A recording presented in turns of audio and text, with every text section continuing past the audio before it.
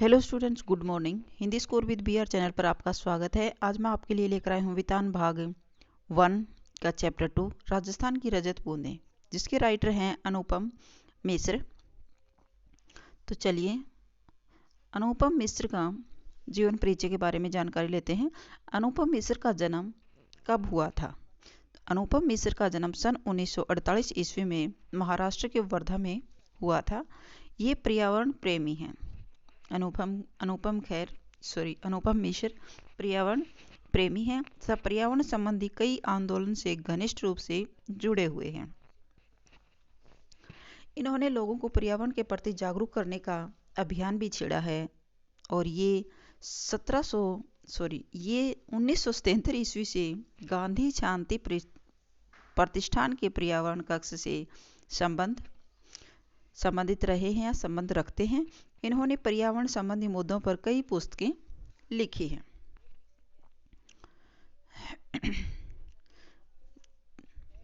राजस्थान की रजत बूंदें पाठ का सारांश। यह रचना राजस्थान की जल समस्या का समाधान मात्र ही नहीं, बल्कि एक जमीन की अतल गहराइयों में जीवन की पहचान है। यह रचना धीरे धीरे भाषा की एक ऐसी दुनिया में ले जाती है जो कविता नहीं, कहानी नहीं, पर पानी की हर आहट की कलात्मक अभिव्यक्ति है। तो राजस्थान में पानी की समस्या पर यह रचना लिखी गई है। लेखक राजस्थान की रेतीली भूमि में पानी के स्रोत कुएं का वर्णन करता है। वह बताता है कि कुएं खोदने के लिए चेलवांजी काम कर रहा है और वह बसोली से खुदाई कर रहा है। अत्यंत भयंकर गर्मी है। कुएं खोदने का काम किया जा रहा है पानी पीने के लिए, और उसमें चेलवांजी काम कर रहे हैं, यानी मिस्त्री है वो काम कर रहे हैं, और बसोली से खुदाई का काम कर रहे हैं, और अत्यधिक गर्मी है।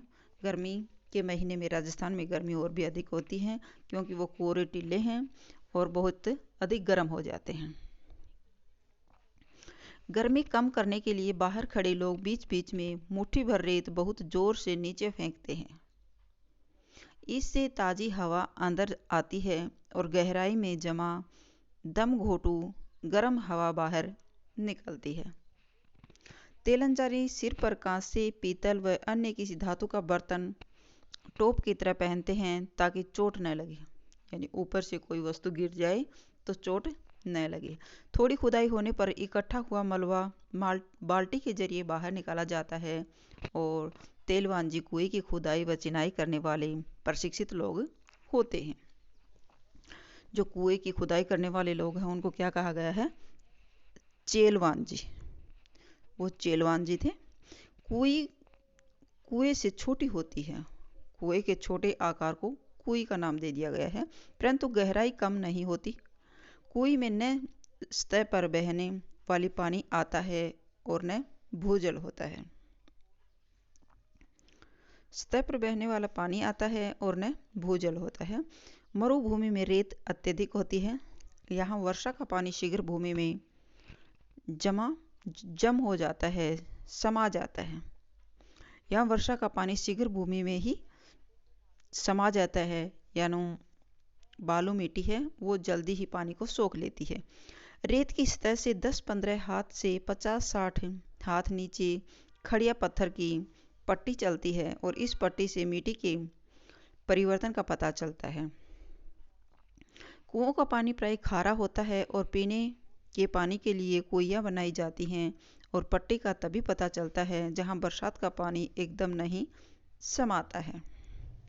यह पट्टी वर्षा के पानी व गहरे खारे भूजल को मिलने से रोकती है, अतः बरसात का पानी रेत में नमी की तरह फैल जाता है और रेत के कण अलग अलग होते हैं, वे चिपकते नहीं हैं।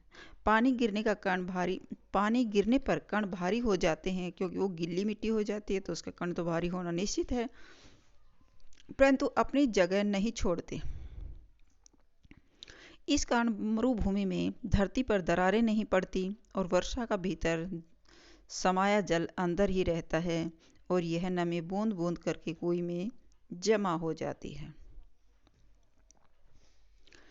राजस्थान में पानी को 3 रूपों में बांटा गया है: पालर पानी, यानी सीधे बरसात से मिलने वाला पानी पालर पानी के नाम से जाना जाता है। यह धरातल पर बहता है। और दूसरा रूप है पाताल पानी। पालर पानी बरसात का सीधा पानी, और पाताल पानी यानी नीचे कुओं से निकलने वाला पानी को पाताल पानी कहा जाता है।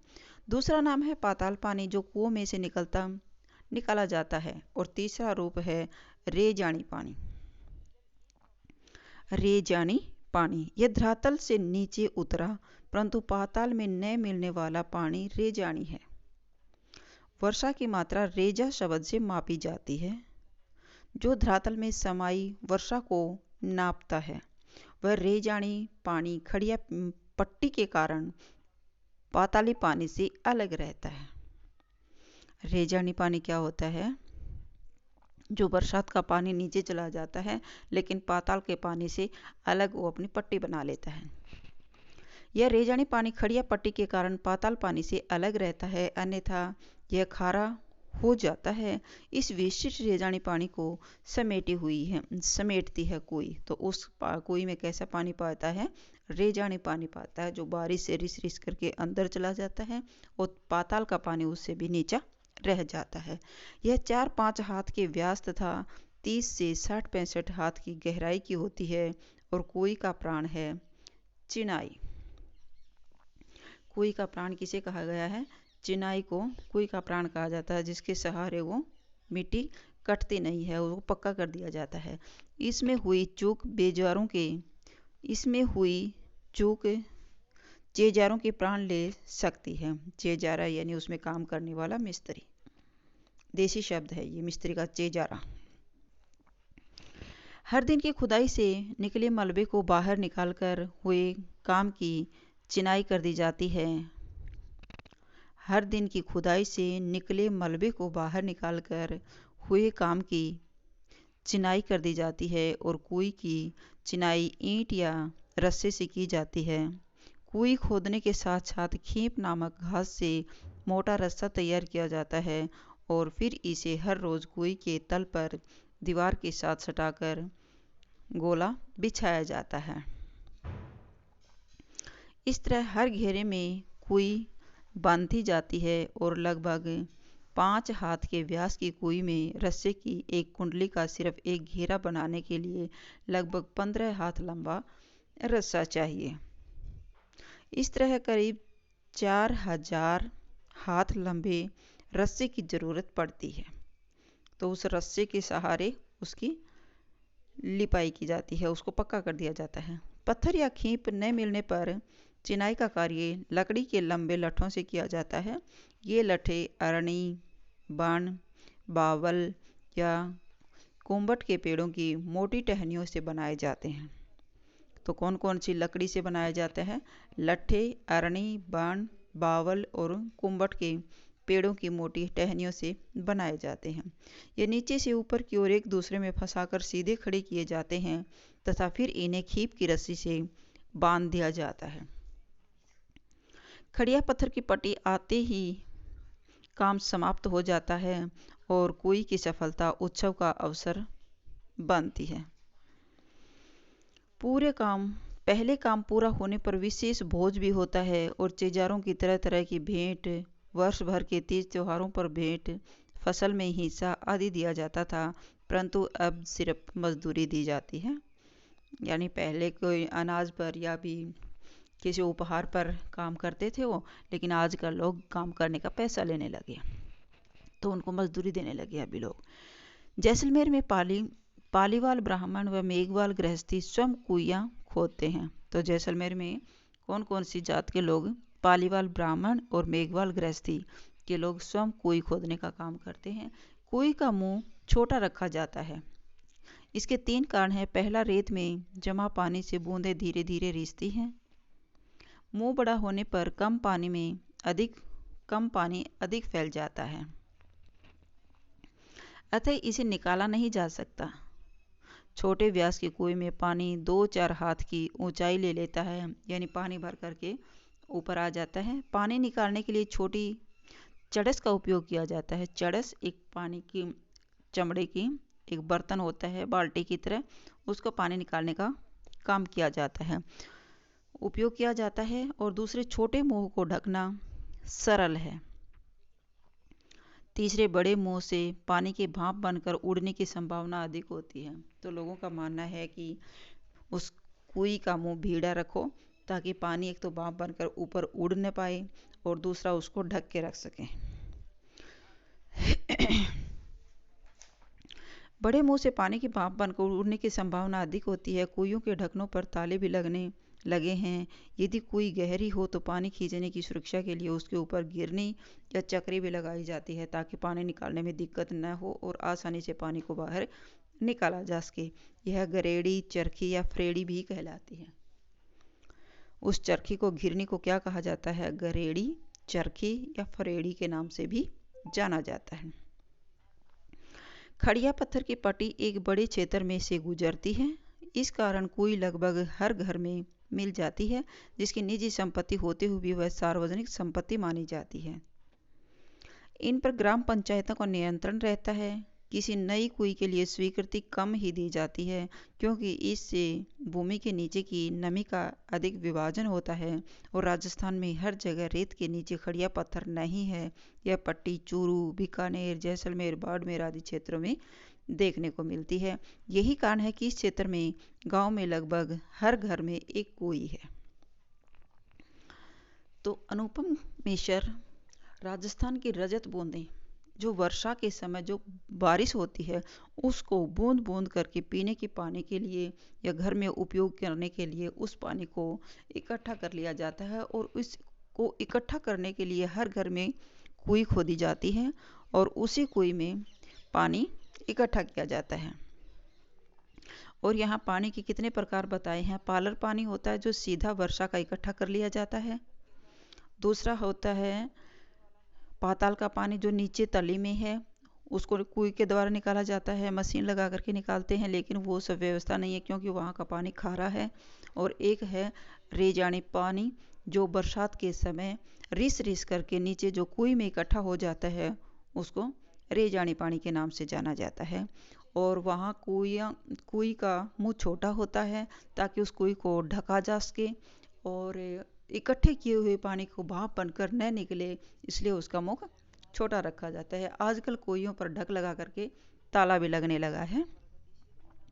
और ये ज़्यादातर कुएं कहाँ मिलते हैं?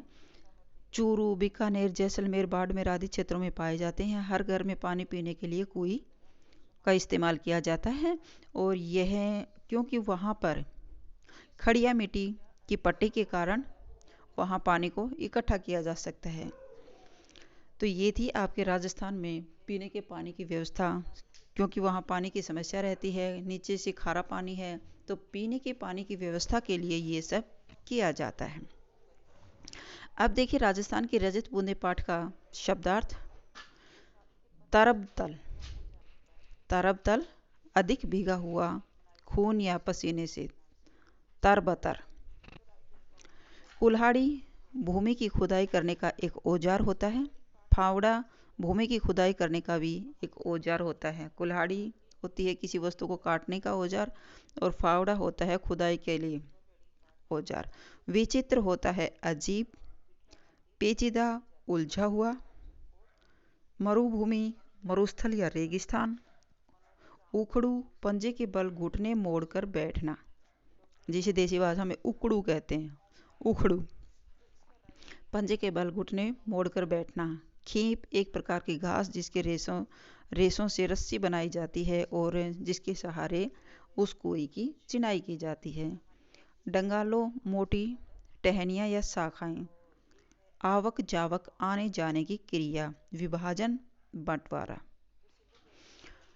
तो ये अनुपम मिश्र ने इस रचना में राजस्थान में पानी की समस्या को उजागर किया है कि वहाँ पीने के पानी की बड़ी समस्या होती है और किस प्रकार अपनी व्यवस्था बनाए रखने के लिए लोग कुएं बनाते हैं और पानी इकट्ठा करते हैं। तो ये था आपको राजस्थान की रजत बूंदों का सारांश। अगर आपको मेरी वीडियो अच्छी लगी हो तो प्लीज़ लाइक कीजिए, शेयर कीजिए और सब्सक्राइब करना न भूलें। फिर मिलते हैं नेक्स्ट वीडियो में। Bye bye.